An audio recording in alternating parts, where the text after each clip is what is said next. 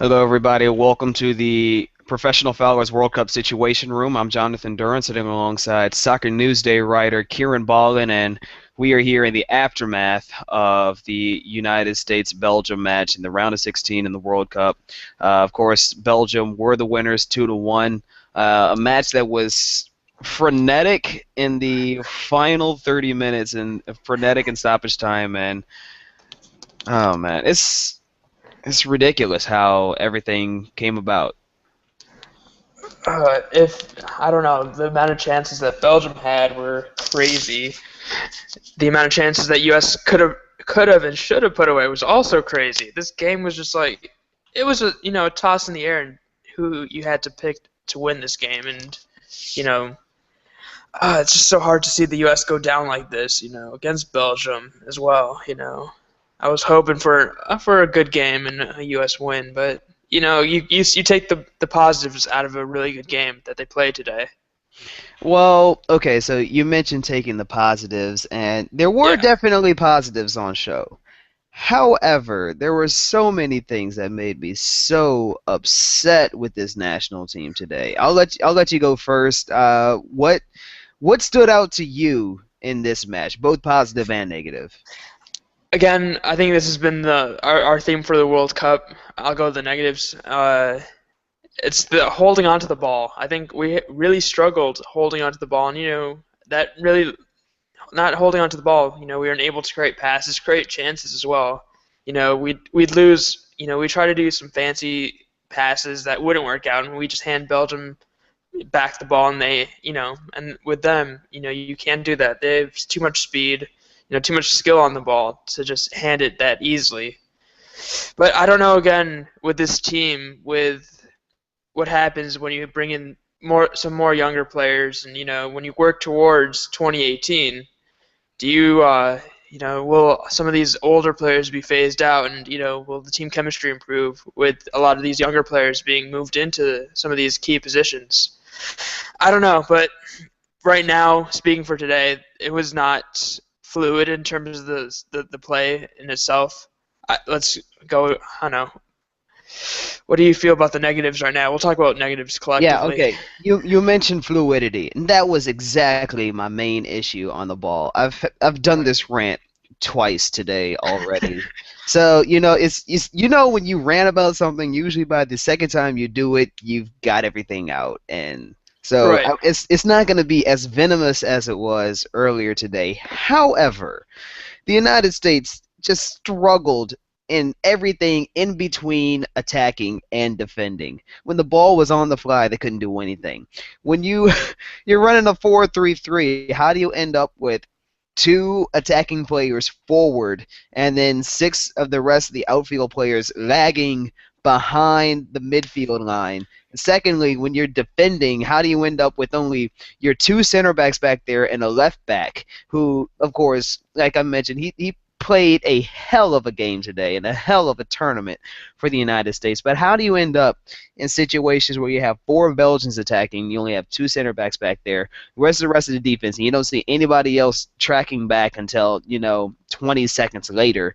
And then also the moment when DeMarcus Beasley crossed the ball into the box into one player amongst four red shirts, that's when I realized that this was not going to be a positive result. I think the issue is, again, you got to stay organized, and the U.S. was not organized on defense. It's been a theme for the past couple of World Cups where, defensively we're not as strong as what we see on the offensive side of the ball. It was really interesting to see the starting lineup, to see that Omar Gonzalez got another startup, instead of Jeff Cameron in his usual center back position. I don't know if that had anything to do with it, and whether instead of putting Jeff Cameron in the midfield role, the holding midfield role, do you bring in Beckerman again, where he did pretty well against Germany, and was able to break up a lot of the play that was building up in the midfield. Because I felt like with this Belgian team, they were able to create a lot through the midfield, and that really put us, back on in terms of numbers. We weren't able to match up with them speed-wise, and they were able to cut inside and create so many chances where it was only a matter of time that they were going to bury these chances. And these chances were, they were pretty, significant chances that they should have been able to put away. Significant chances such as, one that fell to the right foot of one Chris Wondolowski. Yeah, I have no idea. That could have been erupted our place back in Naperville. What could have been, but again, you can't rely on one moment. There's a string of moments that have to come together. You saw Belgium, and they had that. They have so many chances that you create a momentum for yourself going forward. And U.S. didn't show that in the opening 90 minutes. And they were really inviting pressure, and I don't know, I don't understand how we don't play as strong as we did in the extra time as we did throughout the whole game. Why do we have to go a goal or 2 goals down before we start playing our real game of soccer? Where when we did go 2 goals down, there was a switch that happened, and I think that's when we began to play our game. Why do we have to wait? Why do we have to wait that long for that to happen? That's my question. I guess they just needed a kick to spur them forward. But the thing is that, again, well, you mentioned. Okay, well, I would say that today they didn't play as much as a counterattacking team as they did during the last few matches, where the United States were just struggling to hold on to the ball, and I mean we struggled to hold on to the ball again today. However, they played more direct attacking football than they did against Germany and Portugal, instead of, sitting back and cradling and waiting to burst forward, which, I mean, again, like I said, I don't know what in the world was happening with the midfield players. They were floating around doing everything and nothing. I feel like, again, I feel like there's a change in tactics and formation, whereas, if we kept to the game plan that we had for the past 3 games, it would have been a bit more effective. And, we saw formation-wise, it was very similar to what we played in the past 3 games. But that mindset wasn't there. I don't know, again, maybe we're really, the amount of travel that the U.S. team has to do is pretty significant. And, is that catching up to us at this time? And it's, unfortunately, our time to go out at that point. But, again, you got to overcome these things, and, you got to show your resiliency. And, against an organized Belgian team, you saw Belgium has a wealth of talent that can come off the bench and really make a big difference. I feel like, at that point the U.S. didn't have that, and, they should have been able to fight that off. Romelu Lukaku came off the bench at the 90-minute mark. That's just not fair. I was telling my friends, watch out for Lukaku for this, for the extra time. It was very tough to stop him. You saw Bedoya, I think, was shrugged off the ball for the first goal, where Lukaku was able to, pass to De Bruyne, and De Bruyne was able to just slot it in. And you can't call, there's arguments that it could have been a foul on Bedoya, but when you have someone that strong on the ball, there's no stopping him, unless you go for the tackle, which I don't think Bedoya was going to at that point. I think he was playing on a yellow as well. Yeah, it's funny thinking about it. The 2 goal scorers for Belgium are 2 Chelsea players who have never played for Chelsea. Yeah, right. Chelsea's speed was killing. Chelsea's, I don't know, what do you call it, on loan / transferred speed was on fire today, and it's unfortunate, when De Bruyne was at Chelsea, he was one of my favorite players to watch, Unfortunately, he didn't get too much game time at Chelsea, but, there were moments where he had flashes of brilliance, and he showed that today, and he was one of the better attacking forwards. I think he had a better game than Hazard did as well. I don't know, though, but something's telling me that this Belgian team is going to struggle against another organized team, with Argentina coming up. It's not going to be as easy going forward for them. They really had people hanging out, in front of our defense, literally. There's too many gaps in the midfield for the U.S., and I don't think that's going to happen when you play against Argentina. Yeah, of course, Argentina are going to be relying on a man who I've decided on my own to nickname the Ant, Lionel Messi. You know, 5'7", but again, yeah, like I said, carrying the entire nation on his back. But I want to talk about.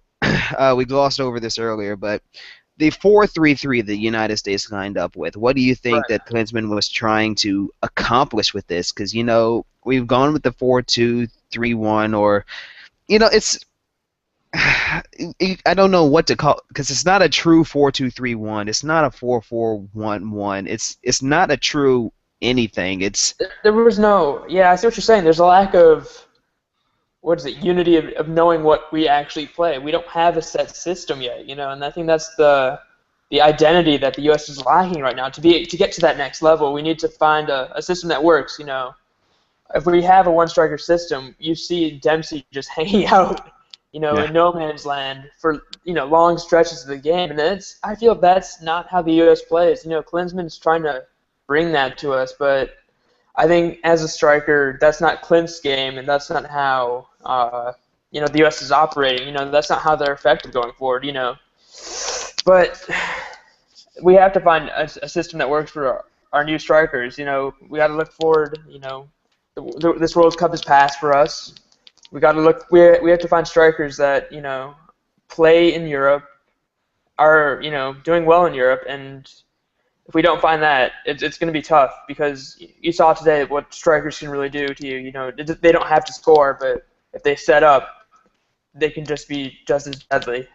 yeah. But to go back to the 4-3-3, I mean, I don't completely understand. I guess he was just trying to maximize the players. You put Jermaine Jones and Graham Zusi on the wings because I mean Jermaine Jones was fantastic in attack, Right. but you. I think what happened was maybe, and I'll let you get in on this as well. Just maybe we didn't have the correct mix of the types of players because Jermaine was playing as a box to box midfielder, but at the same time, up ahead of him, you've got Michael Bradley who was playing as a spearheading attacker, and then you have Kyle Beckerman who was playing as a midfield defensive mid Right. destroyer, and you couldn't play them side by side together. I don't know. I just feel like with this formation, it was really disorganized in the midfield, and then as a result, the defense was really disorganized as well. And it's like players, you'd see runs coming in from Belgium, and some of these U.S. players were, tracking late. And, luckily these passes didn't get through, but on their day, U.S. could have been really in trouble with their marking and stuff like that. And I think you need to have one guy in the center midfield that's disciplined enough to hang back and marshal some of these players. You see with Pirlo, he goes forward, but he's able to dictate the pace of the game, and with his strong passing, he's able to set the vibes for the game, and he's able to I don't know how to say it. Like he's able to just dictate the pace, and I think the U.S. hasn't found that player yet. Bradley tries to be, but then Bradley tries to go forward and attack, which at that point he doesn't have that central midfield role anymore. It's more of an attacking mid role. And this actually begs the question: the diamond, the diamond that we everybody loved to talk about for those three matches leading into the World Cup, the Mm. infamous diamond.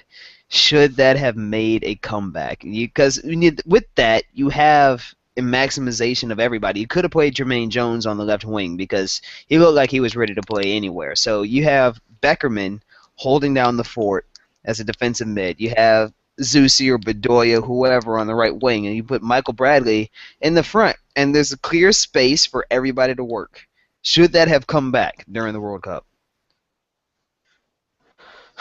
It's tough to say, how would that match up against the likes. If let's say it didn't work against Ghana for some reason, and we lose to Ghana, what do you do then? Do you hit the panic button then?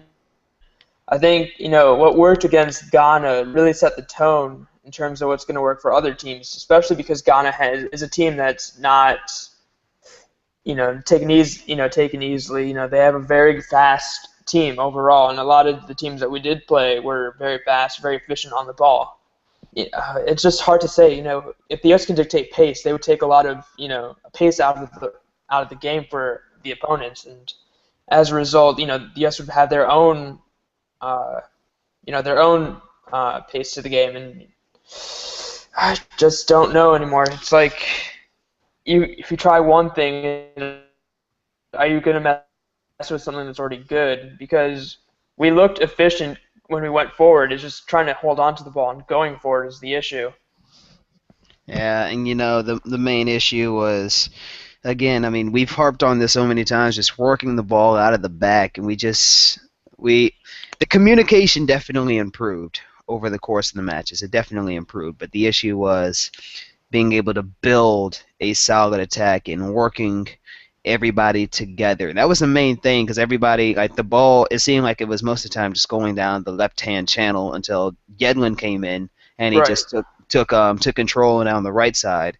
And a lot of times it was just working down the left field, the left channel because of DeMarcus Beasley, just taking it on himself. And DeMarcus Beasley, I mean, that was a ridiculous game he was playing. I mean, just the fact that one, how well he was playing and crossing the ball into the box, and at the same time, uh, just playing with defenders, playing dummies and nutmegging defenders and putting skill on the ball. The oldest man on the team was the most efficient today. I think again that comes with experience. I think once Yedlin gets a couple more national team games and through friendlies or whatnot, he's going to make a big impact for the national team for the future. I think Beasley had a hell of a game though today. It was one of those performances that you'd like to see as someone who's going to retire pretty soon from the beautiful game. It's nice to see Beasley having going out there having fun no matter the outcome of the game. And he was really effective against Belgium. I thought on that left wing we were the most deadly at that point, creating chances. And it's just I don't know who fills in that role when Beasley retires, and is that person going to be as efficient as a defender as Beasley is going forward and tracking back as quick as possible. We're gonna have to start looking to our U21s and U18s because Timmy Chandler is not the answer at the left back. But you mentioned No. you mentioned DeAndre Yedlin though. Let's start taking over to the positives as we're here towards the end of, as a nation, our World Cup cycle until the Women's World Cup next year. By the end of the World Cup cycle for the men's team, and let's look at the positives because you mentioned DeAndre Yedlin, the Seattle Sounder, the man who comes in and I was really impressed with him. So, you have somebody so young coming into the side, him along with Aron Johannsson, coming into the side, and you're not entirely sure what to expect. And for DeAndre Yedlin, he's a right back or a wing back, really, with the way that he plays, with the speed that he has. Right. And I was really concerned about how well that he would be able to play, against world-class talent holding down as a right back. 'Cause, the fullbacks take a lot of pressure coming down the wings because there's so much Right. speed that's there. But he proved himself. He proved himself as a defender, especially during the lead into the World Cup, during the send-off series, and then just during the World Cup itself, bombing down the ring, just down the wings and tearing it up. I was really impressed with DeAndre Yedlin, and I'm really looking forward to what he has to bring to this national team. Right. I think he brought a sense of maturity to his game. I think that's one thing that a lot of young players skip. And he brought some stability to that position.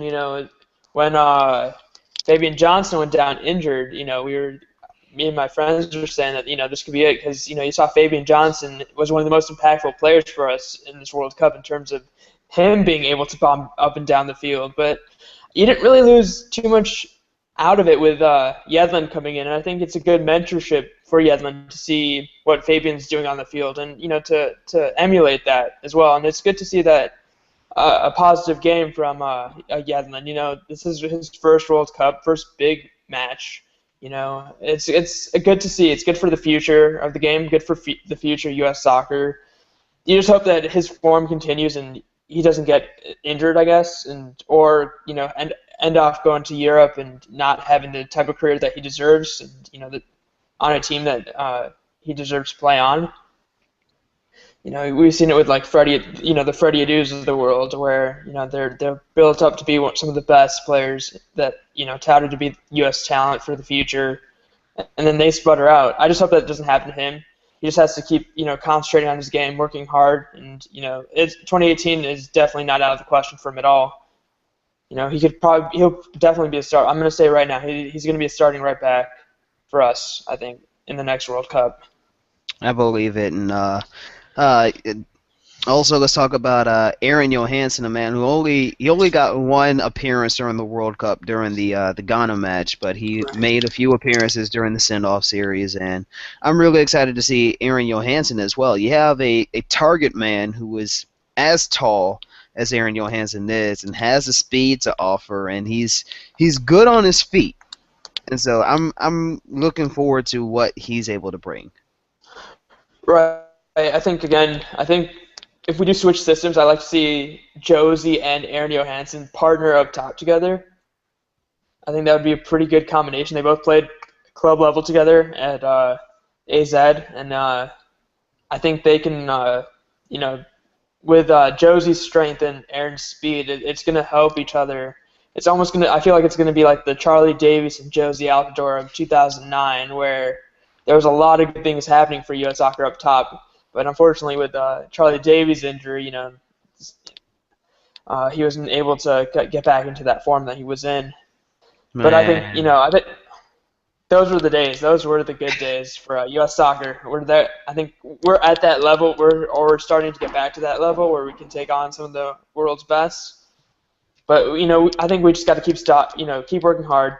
Take stock of what we have and what we need to improve on for the next World Cup. Use the Gold Cup as a good launching pad for a lot of the younger players. I think what Klinsmann did for this past Gold Cup was really good for developing talent and seeing which players really came into their own. You saw Beasley make a return, which was fantastic for us in this World Cup.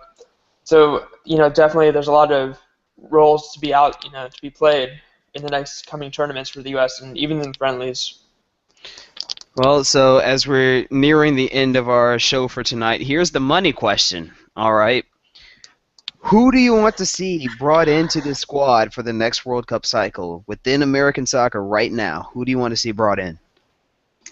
Is there any way to get Timmy Chandler, Timmy Howard, to take some younger pills, maybe drink some water from the fountain of youth for the next few years, Yeah, right. If there's a way, doctors, if you're listening to this, please let us know. We are really interested in this. After the game he played today, there's no doubt that he is forever going to be the U.S. number one. But for real, I think Beasler. I feel like if Beasler were to have that European experience playing, England in maybe in the Championship or Premier League, he'd be able to come into his own. His match sharpness would be there. His knowledge of the game would grow, astronomically, and it'd be very interesting to see how that change from MLS to the Premier League would help the defense that we have right now. Again, I think Johnson is on his way to a good career. I think he's going to have his position. Johnson's going to go back to the left back again, and then with Yedlin coming in at right back. Up top, I don't know. Midfield-wise, it's hard to say. I'd like to see put Mix in the mix and see what he can do. We haven't seen too much of him in this World Cup at all. Maybe just warming up here and there. And in the send-off series, he had a big goal, but he didn't get too much of a chance in this World Cup. Let's see what Green can do. I'm really curious to see what Green can do in this next World Cup cycle. He's got pace about him. He's got trickery, which is one thing that the U.S. lacks, I think. And, he's got an eye for what we saw today. First touch, first goal for him. So congratulations to him. But I think Josie and Aron Johannsson will be the other two mainstays up top. I can't tell right now in terms of the younger talent who's going to come in. Klinsmann had, some 60-some players come into this U.S. national team. And, yeah, a lot of no names, a lot of names that, aren't familiar to the typical U.S. soccer fan, and it's going to be interesting to see. I'm really curious to see how this project grows and develops, and how the fans are going to react to it too. We saw how supportive they were during this World Cup, and it'd be interesting to see them back again for the likes of the Gold Cup, and for even the U.S. friendlies that come up in the coming fall.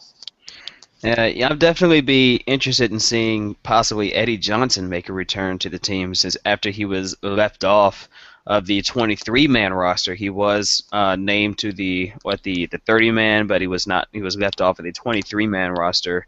Right. The interesting thing about bringing in bringing in talent to this U.S. national team is that you look domestically, and a lot of the big stars right now are a lot older and probably won't be Right. as effective during the next World Cup of 2018. Because first thought to mind, us being Chicago Fire fans, Mike McGee.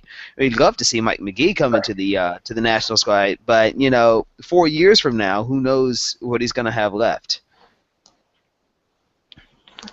But then there's younger players that are coming in from the Chicago Fire, like Harry Ship, who can play a Brad Davis, where he's a very good passer of the ball, very good crosser, very good dead ball situation player, and he has an eye for goal right now in MLS.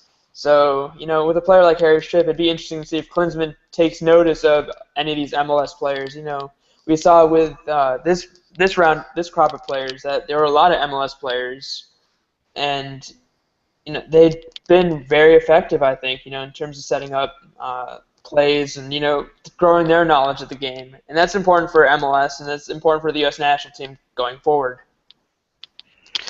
Well, we've got 4 years to gear up for the next World Cup, and, about 2 and some change until we start tearing our hair out again as we prepare to qualify.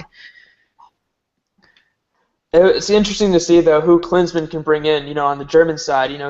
There's plenty of players that Klinsmann brought in over the space of 2 years, from the German camp.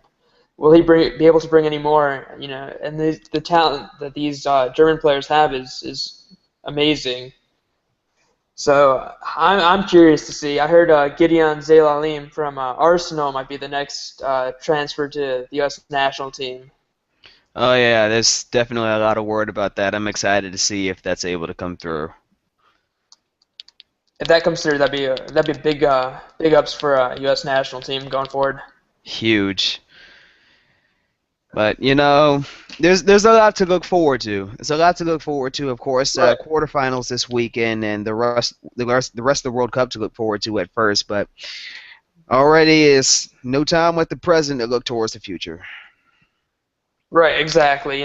This was a good run from the U.S. national team. We proved that we can get out of the group of death and succeed in that. So, although we did have our issues playing, in certain parts of the game, soccer's a learning sport. You're going to learn from your mistakes, and you move on. You move on from there. There's nothing else that can be said about it. It's life. Soccer is life. Soccer is life, definitely. All right, well, we're here at the end of the program. Kieran, your final thoughts from today. Culmination of a good World Cup from the U.S. It was very exciting. Great crowds for all 4 games for the U.S. and it was just an amazing ride for them. We saw a lot of good play, a lot of play that's questionable that can be worked on, but a lot of players coming into their own and making a name for themselves in the national team. And I think the national team for now is in good hands, and it's going to be really exciting times for the U.S. and for the fans.